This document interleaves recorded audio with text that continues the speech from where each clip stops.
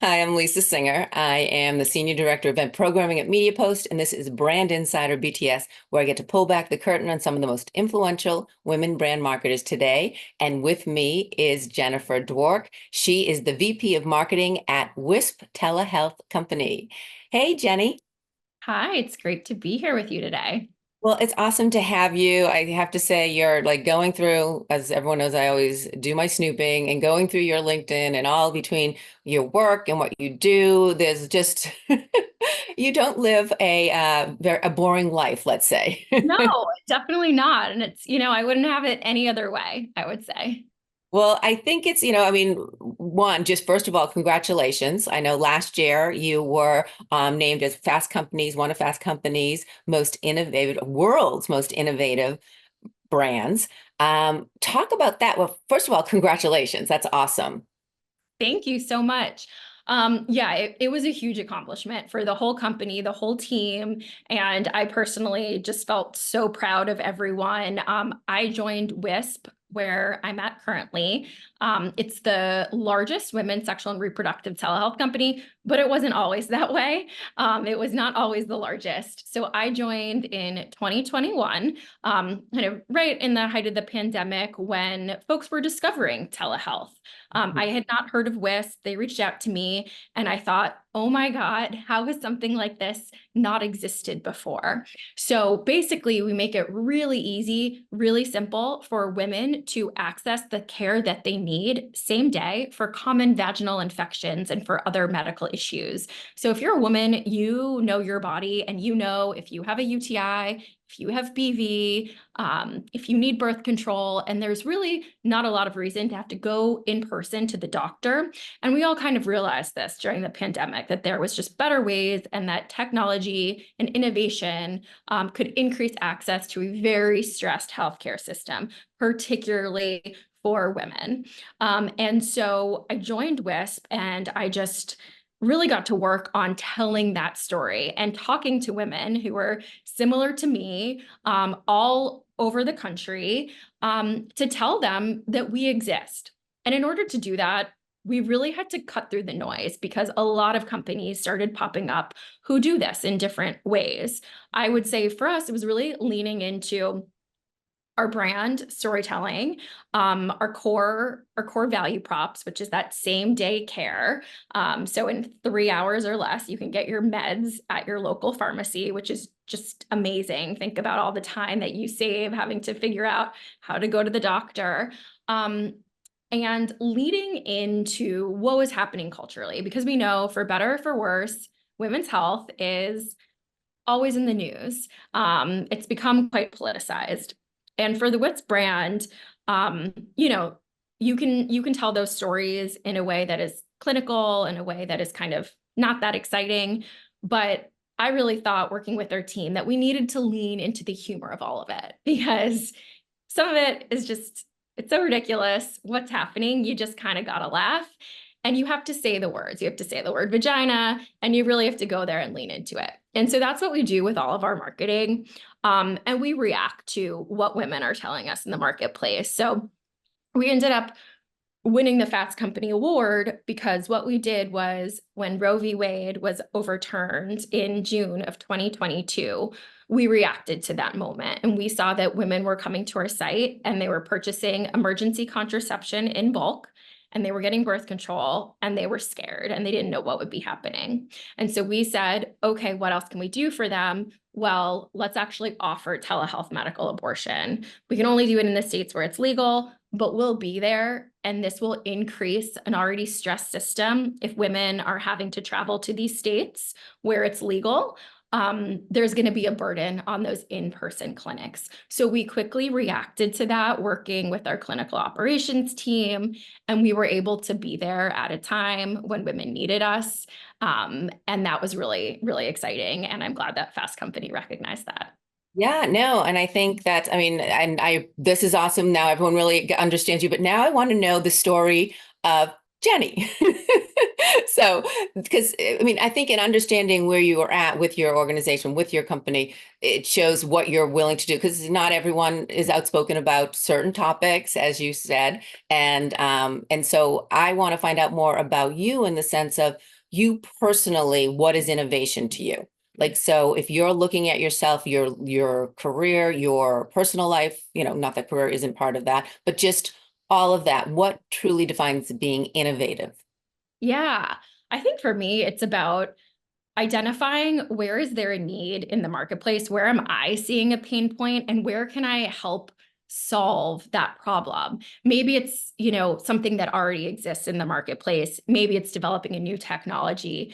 But I think if I look back at my career, that is where I've really leaned into.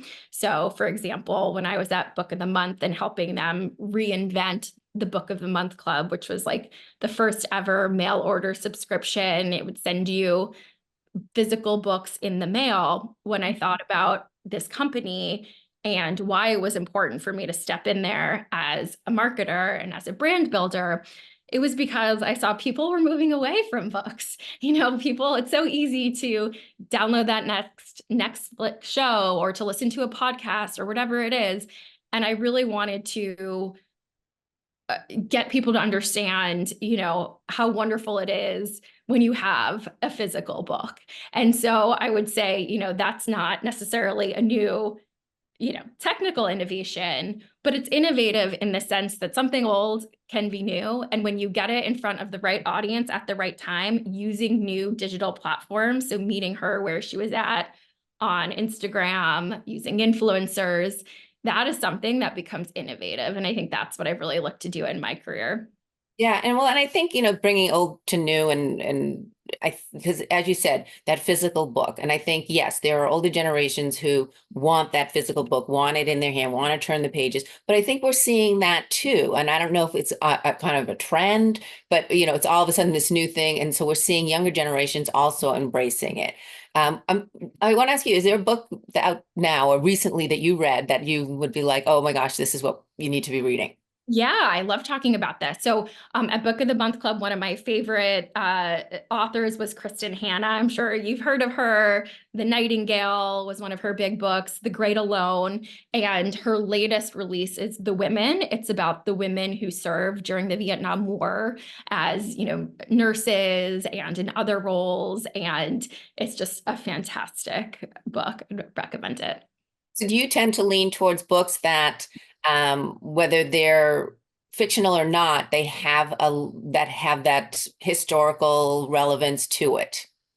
I like to learn something. I have a hard time, shutting off the brain. There's just so much to soak up. I think I'm a really curious person.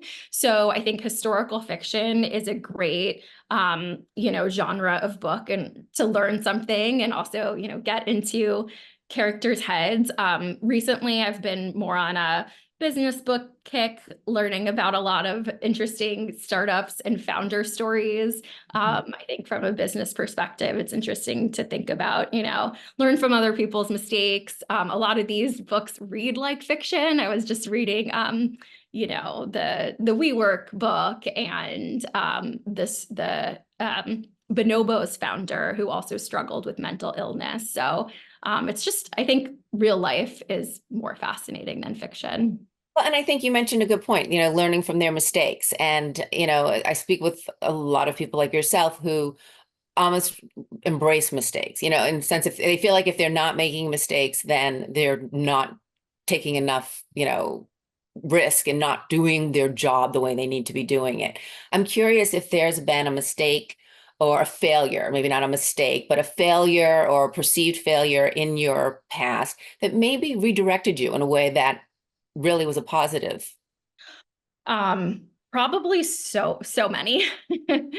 I think one of them is, I think when we look to our leaders, sometimes you get pressure to act in a certain way or manage in a certain way, and you're so eager to kind of please and show that person above you that yep, you can do it.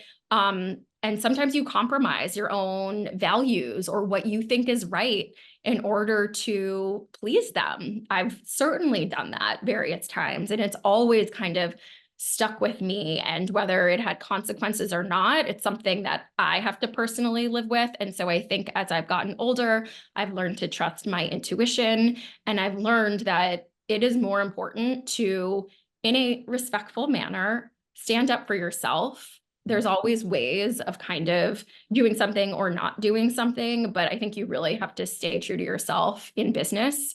And that's kind of one of the most important leadership lessons I've learned. And I agree, because that's what you bring to the table. I mean, they brought you in for a reason, or you're meeting a client, or, depending on what the situation is. But if you're not speaking true, they may not take it. I mean, everyone can say what their opinions are, but if you don't offer that up, if you just sort of mimic or agree, and I think that's at any level. I mean, it's harder when you're just starting out. But so for that person just starting out, how, and I know you said respectfully, so that's obviously a given. But is there a way, if you look back when you were starting out and maybe you weren't speaking what you really thought, what would you, or how would you maneuver that to do it differently without necessarily fearing that, oh my gosh, now I'm going to be fired or not promoted or whatever it may be? Yeah, I think about this a lot, especially because my first job out of college, I was a television producer in financial news during the financial crisis. So I was at CNBC. It was a very stressful environment. Yelling was a part of the culture. I literally had a very senior exec say to me, if you can't do this right, then you have to leave and we don't need you here. A culture like that, where it felt like, oh my God, you have to do everything and you have to fall in line. But I think one thing is, developing that thick skin early on, and really internalizing that it is not you for the most part. If you're doing your job and you're getting that good feedback from people that you respect, try not to internalize that and really try to lean into what you know. And so, and people mess up and make mistakes, but I think if you go back to, here's what I did, here is why I think that, we should be doing it this way. I'm going to consider, your ideas. You don't want to just immediately kind of rebuff something. You want to stay open and flexible, especially when it's people who are your superiors. But I think it's really going back to, okay, what are the facts that you know? And if you did make a mistake, what did you learn from it? And not making that mistake again. So I think it's leaning into your strengths and that intuition. There's always trusted people that you can go to as well at every stage of my career. I've had mentors, I've had colleagues who I really respect. Maybe before I respond to an email or a Slack message, I'll ask them what they think, and just taking that moment, taking a pause to kind of really think something through. Yeah, no, and I think, as you said, I mean, if you can say, then this is great, someone wants you to do something, I think this really works, but as you said, to your point, what about this? This I think might add to it, or, like maybe it's more enhancing or trying to helpful as opposed to your way is wrong and my way is right.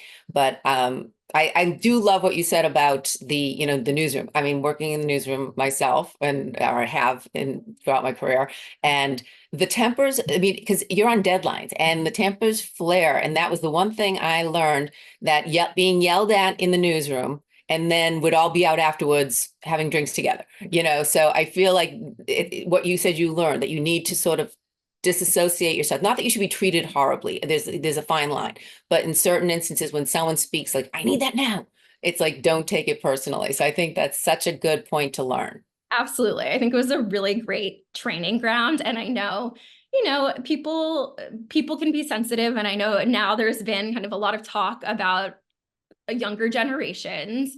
And I do think that there is some value to just, and I know it's hard with remote work, but just setting the stakes that like things are not as personal usually as they seem. It's really, we're focused on the work, we're focused on this, and things can come off, in the wrong way sometimes on Slack and on these digital channels. So I think like laying the ground to kind of remove that can really help temperatures. You know, And I also want to just add too, when you are kind of pushing back or asserting your own opinion, that's why you've been hired. For the most part, people don't want a yes person. They want someone who can contribute, can show that they're using their own kind of ways of thinking. And that's how you're going to ultimately advance. So even though it's scary, I think it's super important to put yourself out there. Yep. And if it's not that kind of environment, maybe you rethink it, because I do think there are people who want the yes people, in their life, and leaders, and which, as really it's going to be less beneficial to them in the long run. But that said, that maybe you read your audience and then you proceed accordingly. But I do agree that's what you bring to the table. So. Well, I'm curious. You mentioned that, starting in news as a producer, and you worked for a few, Bloomberg and CNBC and NBC. Then got your MBA, and I think that overlapped a bit. But then you went on a different route, business and, of course, marketing. Talk about that path. And I do think those positions, those careers cross over very nicely. I mean, here I am now in marketing, although still in a journalistic role, but there's a lot of the same skill sets. So I'm sure that was there. But what made you want to do the leap from that TV side, which I might have the answers, know the answers to that, but you share with us. Yeah, well, there's a lot to that. And I think, going back to being a woman in business, the media industry wasn't kind to women. This has been now famously documented. But I really saw at all of those more senior levels that men were getting promoted at rates much higher than women. There were very few women in leadership positions. And not only that, when I saw kind of my career trajectory, I saw at kind of the higher levels, you kind of it went into more of a talent management sort of role. And that is not what I saw for myself. And I was a little bit worried, as much as I loved working in TV, it is traditionally thought of as a more creative endeavor. You're writing and you are, working on graphics and you're putting together you're producing this thing out of nothing each day. And I felt that, and which is why, it's amazing training ground for going into marketing ultimately. But I just felt like in order for me to really advance in my career and not to get pigeonholed, I needed to buff up the more analytical side of my skill set. I needed to understand how companies work and operate. And I wanted to, really, really round out my skill set. So decided to go back to business school, and wanted to explore kind of all different things. I think I had something to prove to myself, going in that, oh yeah, I've been covering the markets and talking, finance talk with all these people for the past few years. Can I do that myself? And so I really leaned into the accounting, the investing classes, debt markets. I was really interested in all of that and ended up doing a few internships in finance, working at TripAdvisor after business school in a finance rotational program. Kind of quickly realized within 18 months, like I miss the creative side so much. And I didn't have to cut that out completely because I was good at it. I loved it. And I really think that like I was only going to be successful if I had that as a part of my role to feel fulfilled. And it was just leaning into my strengths. And so I was able to find digital marketing and brand building, which really uses both sides of your brains. You have to, be a creative thinker, but understand how, you use your resources. You evaluate performance to see where you should be leaning in, where you should be pulling back, reading the signals, using, new technology tools that give you lots of analytics back to make your decisions. And so I kind of fell in love with that performance-driven marketing. And that's where I've landed and, been doing. Here you are today. But I do think, and it's all of these, changes, things that you bring into your life, your career, your whatever, it is that path. It is what brings you to the next thing, and I think it's being open to changing those. You made a completely different career choice. And, actually, although some you could have then segued it to be a business reporter, because that's the way you become the business reporter today. But all I'm saying is those skill sets are not wasted. It's not, going, even your business degree is going into your role as VP of marketing, and especially what you're doing with digital. Careers, it's so interesting to me. I can now I see this connective tissue and this, I can tell this story, but going through it, you're stressed. I was really stressed out when I took out a huge loan to go to business school, thought I would go into finance and be able to quickly pay off those loans, and realized, oh no, I'm going to go into marketing, which, is not quite as lucrative, has its moments, but I kind of trusted myself that I would find success when I leaned into the things that I was naturally good at, where I could leverage all of these skills, and also, listening to the marketplace. Like I joined when I moved into marketing when direct to consumer companies were really starting to take off with all of these new digital tools, the world of social, the world of influencers, e-commerce. And I was really excited about that. And so kind of looking for those opportunities. But yeah, like a career is certainly not linear, and everything you take with you and learn from. Yeah, and you don't necessarily, as you said, know what's happening as it's happening, but it makes sense looking back, kind of the Monday morning quarterback. Is that the expression? But I'm curious, what do people get wrong about you when they first meet you? Like what maybe something that they assume about you, and then ultimately they're like, no, you're not like that at all. Oh, that's funny. That's a good question. I think, well, I go back to something that my mom always tells me. She is always very surprised that I'm as competitive as I am, because I think I try, and I think a lot of us as women have been, taught in order to be likable or to fit in, or to make friends, you kind of have to tone that part down. And I think when I came into the business world, that's where I could really lean into that and was rewarded for that. And so I think now that's not something to be, you know, embarrassed about or to feel bad about. I think it's more than okay. It's great as a woman to be competitive in a healthy way.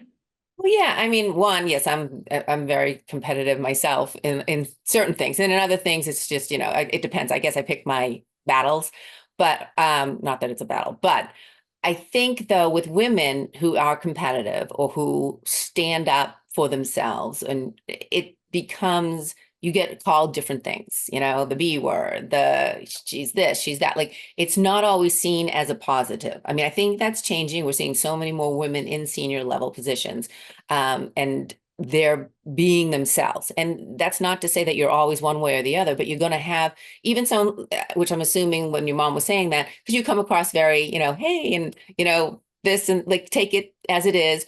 But I'm sure when there's things that need to be done and they're not getting done, you're going to let them know. That is a very even way to do things. But what if they're only seeing that side at one point? Then they're calling you this, or they're, whereas a man, it's strong, it's authoritative. Like, how do you handle those kind of assumptions? Yeah. I mean, it's hard. I don't think anyone has figured it out. I think, I sort of wish that we were further along here and didn't have to, continue to have this conversation, but we do, because there is still that double standard. I've been surprised at how it's persisted and how, at each stage in my career, I thought it would get easier. It's actually only gotten harder. I think, maybe that was naive of me, but the higher up you go, up the ladder, you find less and less people who look like you, who are women, and it becomes harder and harder. And so I think I haven't quite figured that out, but I think again, kind of going back to what to be core and good about yourself, relying on those allies, on those trusted advisors and mentors. I'm also a part of a network called Chief, which is for senior executive women. We just had a group session this morning. It's like group therapy. And I think they go through a lot of great tools to help senior leader women. So I think it's, constantly a work in progress, but something I'm mindful of, and also try to protect my own mental health and well-being by not letting it, consume everything. Yeah, no, I agree. And I think, and I have to ask what your thoughts are on women who do get to your level. And I I think so many and a lot, most of the women, if not all of the women I speak with, like yourself for this, are so into mentoring and helping women get that step up that maybe they didn't have.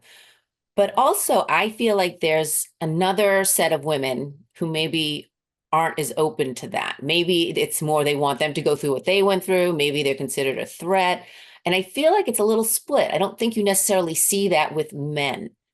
Are you like, I mean, what are your thoughts on that? I absolutely agree. And it was interesting, like going back to the CNBC example, I think it was really hard for women executives, prior to the past few decades, forever. And so I think it was a very different culture. And to survive in that environment, it was not one of mentorship. And I felt very much like, oh, wow, I am not going to be helped up here. I'm going to have to, cry, kick, and scream my way up, or just take a hard right turn and figure out something else. I think, yeah, it's interesting too, working in women's health.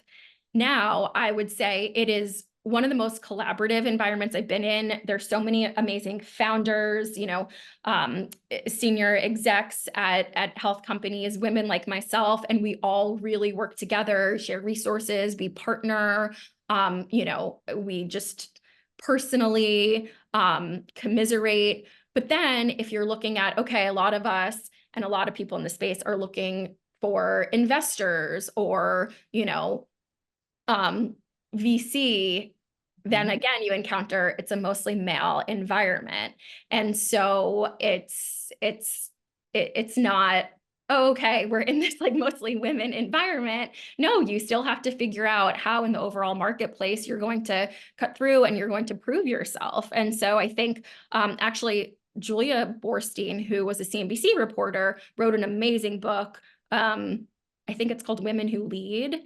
And she wrote about how here are the facts about how women tend to lead versus men, and how you kind of use that to your favor, how you lean into that and present it in a way where it's like you kind of got to play the game. Like, for example, we know that companies that for women that have a philanthropic angle tend to get more investment than those that don't. So yes, women are empathetic and all of those things, but like use that in your business strategy as well and put those things forward. Use those statistics in order to like, yeah, and win in, a Yep. And again, it's going back to being who you are. Like as a woman, we have certain positives, things that can benefit us, things that, and I'm not saying using your wiles, like or whatever. And I'm just saying but yeah, in a sense, like these are certain aspects of us of that are softer and more empathetic and more understanding, whatever you want to label it. Those are things that are making us who we are. And I think make us in some ways better, not to say that then we don't take on some of the traits. And I think men can take those traits as well. I think they can cross over. I'm not someone who says this is men, this is women. But all I'm just saying is to embrace all of that and use that and I move think men do that, right? If they're thought of as, more assertive or more powerful leaders, they lean into that. Whether they are or they're not, they make sure to portray, those traits. And so I think we by staying true to ourselves can do that as well. If we're thought of as being more empathetic, then chances are women are going to have a philanthropic angle anyways, but forward. why not showcase that in your pitch deck, for example? No, I totally agree. I'm curious, and I have this question, but I have then one more. So I just want to make sure I ask them. But is there something about you that is maybe small or inconsequential or whatever it may be that most people don't know about? Maybe a talent, a secret talent, or something like that. Oh, it's a good question. I wish I had a good answer. Do that maybe, a ritual or something? Um, well, I would say going back to the overall like health and well-being and being balanced, yoga is very important to me. Actually, out of business school, when I was stressed out about what my career would be, I took a 200-hour yoga teacher training, and I never ended up teaching, but it just really it was so beneficial, and the people in that class were amazing. Um, and so that's been, yeah, something that I have continued, been doing yoga since 17 and it's fantastic. Wow, I have a very good friend who it's her everything. Like it's just like if she's stressed out, she needs to go to yoga. She doesn't feel right if she hasn't gone to yoga that day. It's just I would love to feel that way about something like that. Like yoga, I fall over. So but even like I love working out. I mean, I always work out. I don't know why I said I love. I work out and I love the way I feel afterwards, but I don't go and I'm like, oh, this is awesome. Like I would love finding that in a physical activity. I love like playing games, like things like that, like pickleball or tennis or Yeah. whatever. It's like, it's great when you find something that's like your de-stressor. It allows you to really calm down and it's also good for you. So whether that's like a brain puzzle or taking a walk or reading a book, I think having those things, those tools in your toolbox is so, so important. Okay, so you talked about the healthy side. Last question, guilty pleasure. Um, I have many, probably drinking way too much with my friends, to be honest. Irish, so I can, and I'm Irish, so it's not a negative. But so yeah, that's a guilty pleasure. It's fun. Yeah, Okay. yeah. I mean, rosé on a summer night in New York City, like what's better than that? I'm Cabernet, even in the summer night, but I agree with you there as well. So, well, Jenny, this was awesome. Thank you so much. I really appreciate it. It was such a pleasure getting to know you. Thank you. I appreciate it. And thank you for watching. And hopefully, if you want someone that you want me to sort of find out more about, have as a guest, just let me know who, and I will do my best to get her. So again, thank you for watching, and thanks again, Jenny. Thank you.